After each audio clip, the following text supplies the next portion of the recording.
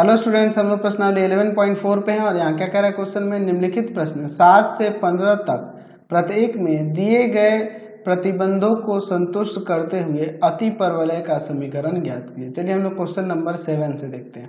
यहाँ पर देखिए क्या दिया हुआ है, शीर्ष दिया है ±2,0, यहाँ पे y नियामक शून्य है और नाभियां क्या दी हुई हैं, नाभियां दी हुई है यहाँ पर, नाभियां दी हुई है यहाँ पर आपकी ±3,0, यानी यहाँ भी हम लोग क्या देख रहे हैं कि y नियामक यहाँ भी शून्य है।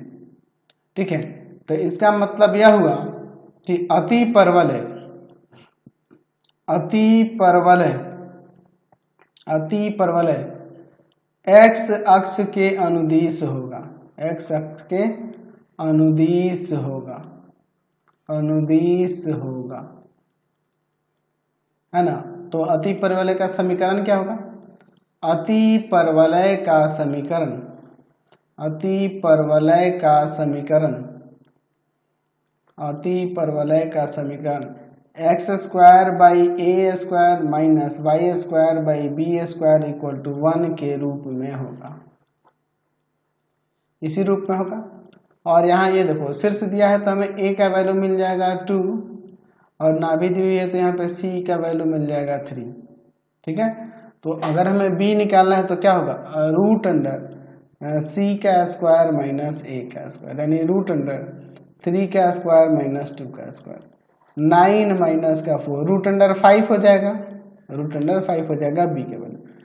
इसलिए अति परवलय का समीकरण, अति परवलय का समीकरण क्या हो जाएगा आपका, x² / a² यानी 2² - y² / b² यानी √5² = 1, यानी यहाँ से हो जाएगा आपका x² / 4 - y² / 5 = 1। समझ गए। चलते हैं नेक्स्ट क्वेश्चन पे। चलिए अब हम लोग 8 नंबर देखते हैं। यहाँ पर दिया हुआ है शीर्ष 0, ±5 और नाभियां दी हुई हैं 0, ±8। तो यहाँ दोनों के x नियामक शून्य है तो यहाँ लिख सकते हैं इसलिए कि अति परवलय, अति परवलय, अति परवलय y अक्ष के अनुदिश होगा, y अक्ष के अनुदिश होगा। और अति परवलय का समीकरण क्या होगा जी, अति परवलय का समीकरण y² / a² - x² / b² = 1 के रूप में होगा। ठीक है, अच्छा जब हमारे पास यहाँ पर शीर्ष और नाभियां दी हुई है तो a का वैल्यू हो जाएगा 5 और c का वैल्यू हो जाएगा 8। तो हम लोग पहले b निकाल लेते हैं, तो b = हो जाएगा √c² - a², ये ना होगा जी, यानी √8² - 5², तो 64 और -25, यही ना हो जाएगा। तो यहाँ पर सब्ट्रैक्ट कर देते हैं, यहाँ पर आ जाएगा 39, यही ना हो जाएगा। चलिए √39 हो जाएगा। तो इसलिए अति परवलय का समीकरण, अति परवलय का समीकरण, अति परवलय का समीकरण क्या हो जाएगा आपका, y² / a² - x² / b², ठीक है, यानी √39² = 1, यानी यहाँ से हो जाएगा आपका y² / 25 - x² / 39 = 1। चलते हैं नेक्स्ट क्वेश्चन पे। क्वेश्चन नंबर 9 में देखिए यहाँ पर शीर्ष दिया है 0, ±3 और नाभि दिया है 0, ±4। दोनों का x नियामक सेम है तो इसलिए हम 0 है, देख रहे हैं ना जी, 0 है ना। यहाँ पर लिख सकते हैं कि अति परवलय, अति परवलय का अति परवलय जो होगा वह क्या हो जाएगा आपके y अक्ष के अनुदिश होगा, ऐसा लिख देते हैं, y अक्ष के अनुदिश होगा क्योंकि x नियामक शून्य है। अच्छा y अक्ष के अनुदिश होगा तो अति परवलय का समीकरण क्या हो जाएगा, अति परवलय का समीकरण, अति परवलय का समीकरण y square by a square minus x square by b square equal to 1 के रूप में होगा, इस रूप में होगा। ठीक है, तो यहां से हमें क्या क्या मिल जाएगा, ए का वैल्यू मिल जाएगा 3 और बी का वैल्यू हमें निकालना होगा, सी का वैल्यू दिया है ना, भी दिया है तो सी ना हो जाएगा 5, तो बी निकालना होगा, तो रूट अंडर क्या हो जाएगा यहाँ पर सी स्क्वायर माइनस का ए स्क्वायर, है ना। चलिए तो क्या हो जाएगा यहाँ रूट अंडर 5 का स्क्वायर माइनस का 3 का स्क्वायर 25 माइनस का 9, यानी कि रूट अंडर 16 4 आ गया यहाँ से। तो हम लिख सकते हैं कि अति परवलय का समीकरण क्या हो जाएगा, अति परवलय का समीकरण, अति परवलय का समीकरण y square by a square यानी कि 3 का स्क्वायर और minus x square by b का स्क्वायर यानी कि 4 का स्क्वायर इक्वल टू में 1, यानी हो जाएगा यहाँ से y square by 9 minus x square by 16 equal to में 1। समझ गए। चलते हैं नेक्स्ट क्वेश्चन पे। चलिए क्वेश्चन नंबर 10 देखते हैं। 10 नंबर में देखिए दिया हुआ है नाभियां दी हुई है यहाँ पर प्लस माइनस 5,0 और अनुप्रस्थ अक्ष की लंबाई दी हुई है, अनुप्रस्थ अक्ष की लंबाई दी हुई है, अनुप्रस्थ अक्ष की लंबाई कितनी दी हुई है 8 इकाई दी हुई है। तो नाभि का वाई नियामक जब 0 है तो यहाँ पर लिख सकते हैं कि जो आपका अति परवलय है, अति परवलय जो होगा एक्स अक्ष के अनुदिश होगा, अति परवलय एक्स अक्ष के अनुदिश होगा, एक्स अक्ष के अनुदिश होगा, एक्स अक्ष के अनुदिश होगा। तो यहाँ पर हम लोग लिख सकते हैं कि अति परवलय का समीकरण, अति परवलय का समीकरण x square by a square minus y square by b square equal to 1 के रूप में होगा, इस रूप में होगा।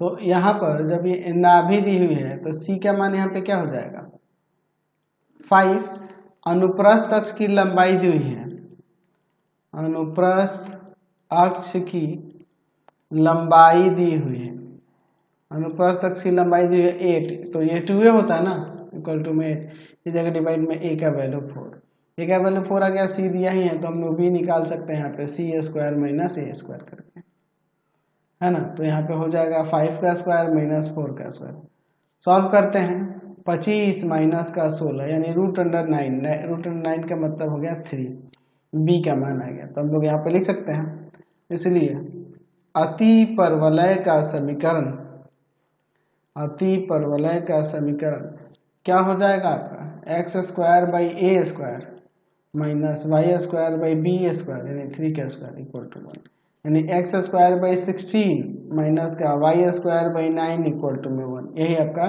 समीकरण हो जाएगा। समझ गए। क्वेश्चन नंबर 11 देखिए। 11 नंबर में देखिए नाभियां दी हुई है, नाभियां दी हुई है यहाँ पर 0, प्लस माइनस 13 और यहाँ कह रहा है संयुग्मी अक्ष की लंबाई है, संयुग्मी अक्ष की लंबाई, संयुग्मी अक्ष की लंबाई, अक्ष की लंबाई कितनी दी हुई है 24 है, 24। चलिए तो यहाँ देख रहे हैं नाभि का x नियामक 0 है तो हम लिख सकते हैं कि अति परवलय, अति परवलय y अक्ष के अनुदिश होगा, y अक्ष के अनुदिश होगा, y अक्ष के अनुदिश होगा। और यहाँ पे लिख सकते हैं कि अति परवलय, अति परवलय का समीकरण y square by a square minus x square by b square equal to 1 के रूप में होगा। तो यहाँ देखिए हमें नाभियां दी हुई हैं 0 प्लस माइनस 13, तो ये c का वैल्यू हो जाएगा यहाँ से 13। अच्छा, संयुग्मी अक्ष की लंबाई दी हुई है संयुग्मी अक्ष की लंबाई दी हुई है। संयुग्मी अक्ष की लंबाई दी हुई है यहाँ पर कितना है, ठीक है 24 है। तो ये 2b हो जाएगा ना, तो 2b इक्वल टू 24, इसको डिवाइड में भेज देंगे तो b का वैल्यू क्या आ जाएगा 12 आ जाएगा, सॉरी। तो यहाँ से हम लोग पहले a को फाइंड कर लेते हैं, तो a इक्वल टू क्या हो जाएगा √c² माइनस b², यानी हो जाएगा 13 का स्क्वायर माइनस का 12 का स्क्वायर। 13 का स्क्वायर 169 और 12 का स्क्वायर 144, सब्ट्रैक्ट कर देंगे, यहाँ पर आ जाएगा आपका 25, √25 यानी कि 5। तो यहाँ पे अब लिख सकते हैं कि जो अतिपरवलय है, अतिपरवलय का समीकरण क्या हो जाएगा, अतिपरवलय का समीकरण, तो अतिपरवलय का समीकरण हो जाएगा y² a² यानी 5 का स्क्वायर, ठीक है, सॉरी ठीक है, माइनस x² b² यानी 12 का स्क्वायर इक्वल टू में 1, यानी finally y² 25 minus x² 144 equal to 1। समझ गए? चलते हैं नेक्स्ट क्वेश्चन पे। चलिए क्वेश्चन नंबर 12 देखिए। 12 नंबर में देखो दिया हुआ है नाभियां दी हुई है यहाँ पर ±3√5, और नाभि लंब जीवा की लंबाई दी हुई है। नाभि लंब जीवा की लंबाई दी हुई है, क्या दिया हुआ है 8 दिया हुआ है। चलिए अब जब यहाँ देख रहे हैं कि यहाँ पे इसका नाभि का y निर्देशांक 0 हो रहा है, इसका मतलब कि यहाँ लिख सकते हैं कि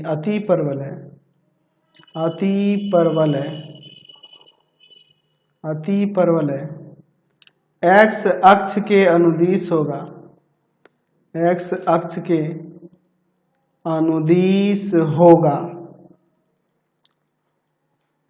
अतिपरवलय का समीकरण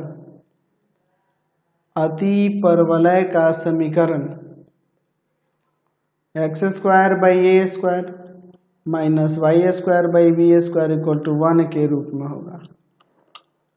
इस रूप में होगा ना जी। चलिए तो अब देखिए यहाँ पर चूंकि हमारे पास नाभियां दी हुई है ±3√5, यानी तो अब यहाँ से हम लोग c का वैल्यू लिख सकते हैं 3√5, ठीक है। अच्छा, नाभि लंब जीवा की लंबाई दी हुई है, नाभि लंब जीवा की लंबाई दी हुई है, नाभि लंब जीवा की लंबाई 8 दी हुई है। तो नाभि लंब जीवा की लंबाई के लिए हम लोग यहाँ फॉर्मूला जानते हैं 2b² a इक्वल टू में 8। चलिए ये जाके 8 उधर जाके नेक्स्ट स्टेप में करेंगे, है ना, ये जाके उधर मल्टीप्लाई कर जाएगा 2b² इक्वल टू में 8a, और ये जाएगा डिवाइड में तो b² इक्वल टू 4a। चूंकि हम लोग जानते हैं फॉर्मूला है कि a² plus b² equal to में होता है c², तो इसमें अगर हम लोग a² और प्लस b² का वैल्यू 4a रख दें और c² यानी कि 3√5 का स्क्वायर, a² प्लस का 4a माइनस ये कितना हो जाएगा 3 का स्क्वायर 9, 9 में 5 से मल्टीप्लाई करेंगे 45। चलिए अब इसका हम लोग यहाँ पर फैक्टर करते हैं, क्या हो जाएगा यहाँ पर a², यहाँ पे देखो 45 a² है और बीच वाले को 2 पार्ट में करना है।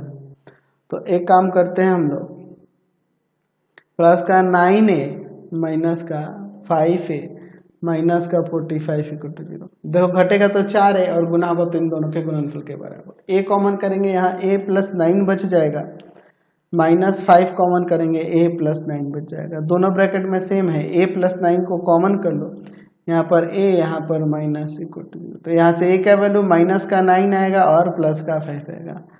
चूंकि a ऋणात्मक नहीं होगा, ये 0 से ग्रेटर होता है ना जी हमेशा, तो यहाँ पे जब a 0 से ग्रेटर होना चाहिए, देयरफॉर हम लोग यहाँ पे देख लेते हैं कि a का मान जो होगा 5 होगा, ये माइनस वाला नहीं होगा। तो a का वैल्यू 5 होगा, तो a का वैल्यू 5 होगा तो b का वैल्यू क्या हो जाएगा, a का वैल्यू 5 है और b, तो b का वैल्यू क्या हो जाएगा। तो चूंकि हमारे पास ऊपर जो था b² इक्वल टू 4a था ना जी, तो यहाँ से बी स्क्वायर इक्वल टू में 4 और इंटू में ए का वैल्यू 5, 20 हो जाएगा ना।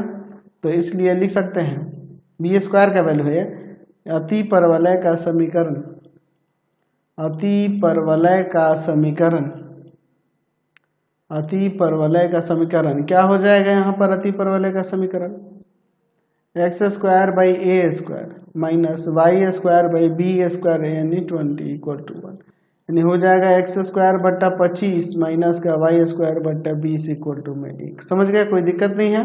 क्वेश्चन नंबर देखते हैं 13 देखते हैं, 13 नंबर।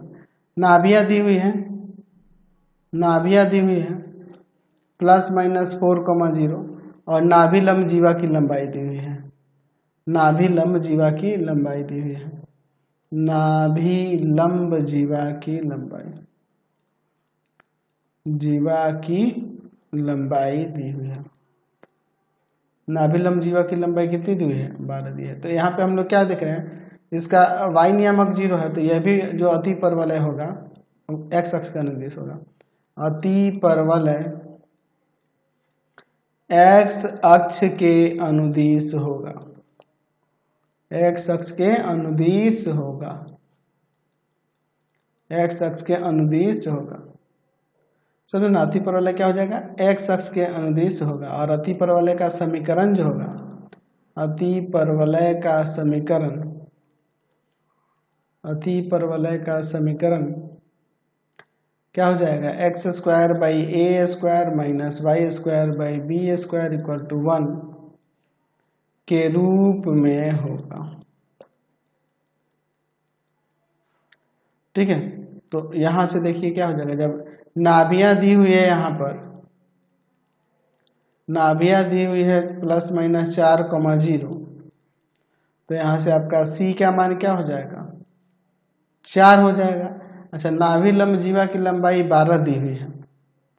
ठीक है, क्या दिया हुआ है? नाभि लंब जीवा की लंबाई, नाभि लंब जीवा की लंबाई दिया हुआ है यहाँ पर 12।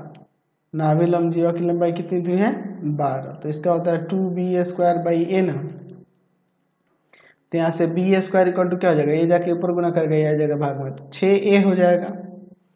ठीक है, अब देखिए, अब हम लोग चूंकि जानते हैं कि A square plus B square equal to होता है सी स्क्वायर, तो ए स्क्वायर और प्लस बी स्क्वायर यानी कि इसका वैल्यू 6a और इक्वल टू में सी का वैल्यू है 4 का स्क्वायर। चलिए, तो यहाँ से हो जाएगा आपका ए स्क्वायर प्लस 6a माइनस और इक्वल टू में 0। इसका गुणनखंड करते हैं, ए स्क्वायर प्लस का 8a माइनस का 2a माइनस 16 इक्वल टू में 0। चलिए, अब इसका गुणनखंड करेंगे तो देखिए क्या हो जाएगा। यहाँ कॉमन करते हैं, ये तो a प्लस 8 आएगा और यहाँ 2 कॉमन कर लेंगे माइनस का, तो a प्लस 8 आ जाएगा। दोनों ब्रैकेट में सेम आ गया, कॉमन कर लेते हैं a प्लस 8 को, यहाँ a बच जाएगा, यहाँ माइनस का 2। तो यहाँ से a का 2 वैल्यू आएगा, एक माइनस का 8 और एक आ जाएगा आपका 2। तो चूंकि a जो है 0 से ग्रेटर होना चाहिए, इसलिए a का वैल्यू यहाँ पे क्या हो जाएगा? 2। चलिए, अब a का वैल्यू 2 हो गया, और चूंकि हम लोग ऊपर देखे थे कि बी स्क्वायर जो है 6a के इक्वल है, तो बी स्क्वायर इक्वल टू 6 गुना में 2, 12 आ जाएगा ना यहाँ पे बी स्क्वायर का वैल्यू। तो इसलिए हम लोग लिख सकते हैं कि अति परवलय का समीकरण, अति परवलय का समीकरण क्या हो जाएगा? X square by a square यानी 2 का square minus y square by b square यानी 12, बी का स्क्वायर 12 है और इक्वल टू 1, यानी एक्स स्क्वायर बाई 4 माइनस का y square by 12 equal to में 1। समझ गए? चलिए क्वेश्चन नंबर देखते हैं नेक्स्ट 14 नंबर। 14 नंबर में देखिए क्या दिया हुआ है, शीर्ष दिया हुआ है प्लस माइनस 7,0 और उत्केंद्रता दी हुई है 4/3। तो शीर्ष दिया है, देखिए इसका y नियामक 0 है, तो हम लिख सकते हैं कि अति परवलय जो होगा वो किधर होगा? x अक्ष का अनुदिश होगा, x अक्ष के अनुदिश होगा, x अक्ष के अनुदिश होगा। तो जब x अक्ष के अनुदिश होगा तो यहाँ पे लिख सकते हैं कि अति परवलय का समीकरण, अति परवलय का समीकरण अति परवलय का समीकरण x square by a square minus y square by b square equal to 1 के रूप में होगा। ठीक है, चलिए तो यहाँ पर जब आपका शीर्ष दिया हुआ है +-7,0 तो यहाँ से सी ए का वैल्यू क्या हो जाएगा, ए का वैल्यू आ जाएगा 7। अच्छा, उत्केंद्रता दी हुई है 4/3, तो ई का वैल्यू होता है C/A ना, बराबर में 4/3, तो C/A का वैल्यू 7 और प्लस में 4/3, यही ना हो जाएगा। तो यहाँ पे हमें C का वैल्यू मिल जाएगा, क्या हो जाएगा, 7 जाके उधर गुना करेगा तो 28/3, ये आपका C का वैल्यू हो गया 28/3। अच्छा, अब यहाँ पे लिख सकते हैं D बराबर में √C² माइनस A स्क्वायर, √28/3 का स्क्वायर और माइनस A स्क्वायर यानी कि 7 का स्क्वायर। तो 28 का स्क्वायर क्या हो जाएगा, यहाँ पर 784 और 3 का स्क्वायर 9 और माइनस का 7 का स्क्वायर 49 हो जाएगा।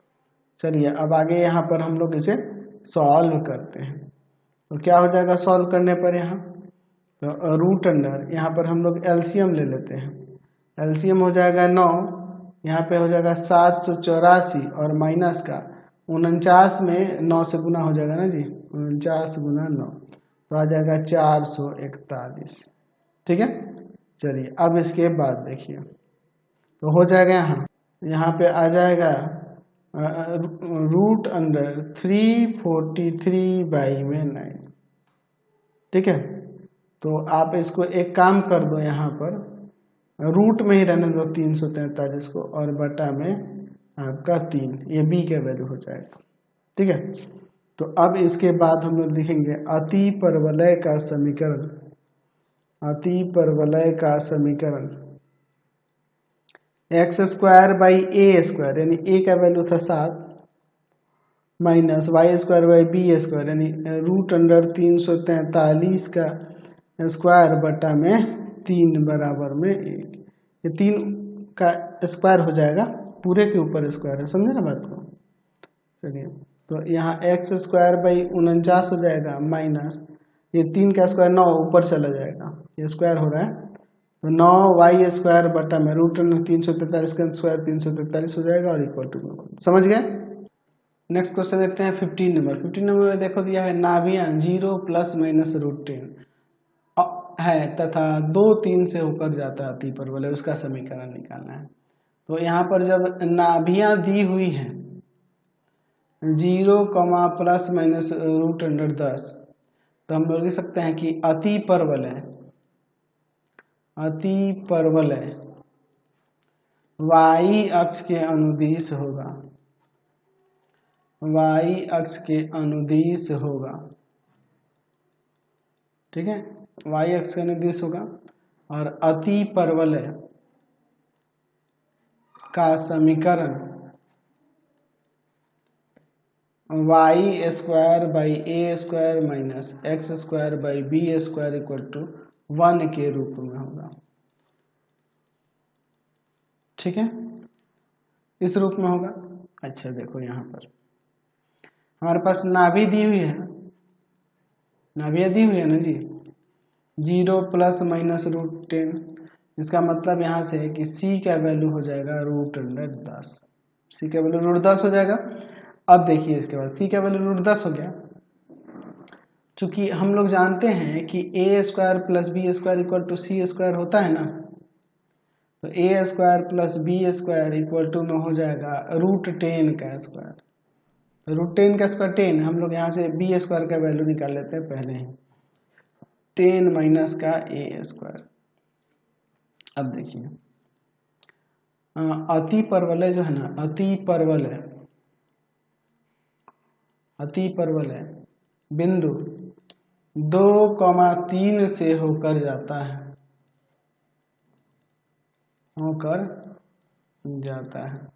तो यहाँ पे क्या हो जाएगा आपका, y की जगह 3 रख देंगे, है ना जी, तो 3 का स्क्वायर y में a का स्क्वायर माइनस माइनस 2 का स्क्वायर बाई में क्या हो जाएगा b का स्क्वायर इक्वल टू, तो यहाँ b स्क्वायर का वैल्यू रख देते हैं 9/a स्क्वायर माइनस का 4/10 minus a square, b square का वैल्यू ही ना है इक्वल टू।